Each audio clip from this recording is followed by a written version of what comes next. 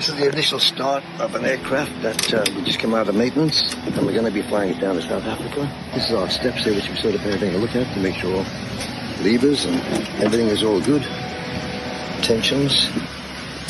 These are our RBSM static ports. This is our angle of attack indicator here. This is the calibration for the angle of attack. This is our de-isolating here. And we're looking for areas for corrosion. This is a heat temperature probe and also a de-icing probe. And this little probe here vibrates at 30,000 RPM. This is a heating element, and you see the shape of the wing, keep the flow and no drag. And if it detects any ice or particles hitting here, the vibrations slow down and gives us an indication that we have ice. This is our pitot tube here, make sure it's in good condition, and you see they sort of look permanently heated, so you get a little bit of corrosion and stuff on the end of those things there. Looking at our manned landing gear, our many assorted aerials on this thing around here. We've got a tag in the nose gear. That didn't come out. Worth looking at that. Looking at the condition of our tires. This is the Oreo here. It's being reserviced, all very good. This is the main doors. It has the avionics inside here. This is the opening catch for our radar dome inside. These are our taxi lights when we're taxiing out, and you see there are LEDs in there. Very hard to see. Nose cone is good. No fractures. A little bit of paint off here.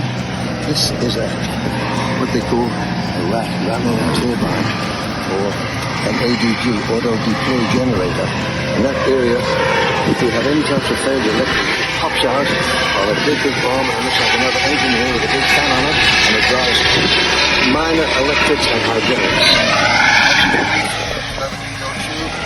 Another ice detector. Controls probe up there. Feeds down into the trigger. It gets it all. Shows out what we need to have inside the indications. This is another angle of attack indicator. Calibration. And two more static ports on this side. We have a further angle of attack indicator, which makes it three. These two types here are from one type of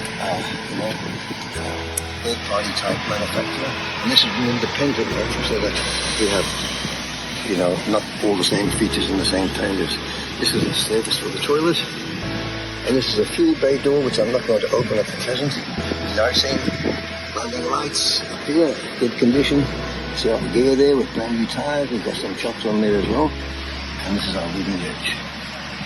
That's the emergency escape door up there.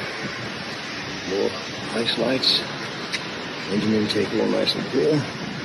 No dents in any part of the leading edge of the wings.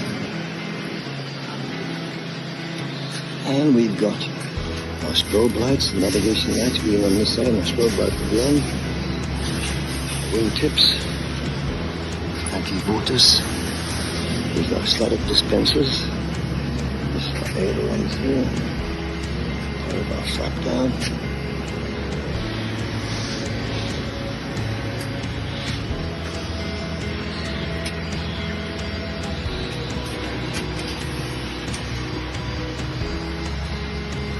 And this is the tail coil up here.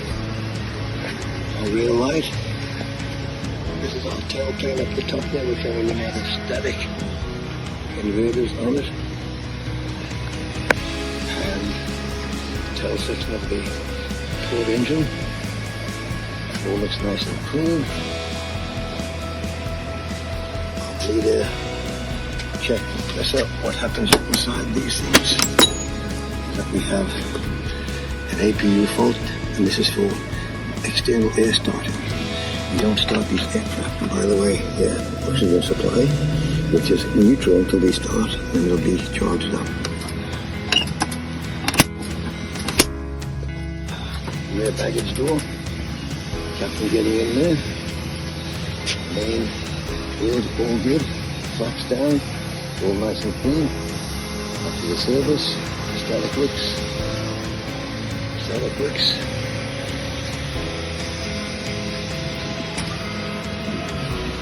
Yep. That's the registration.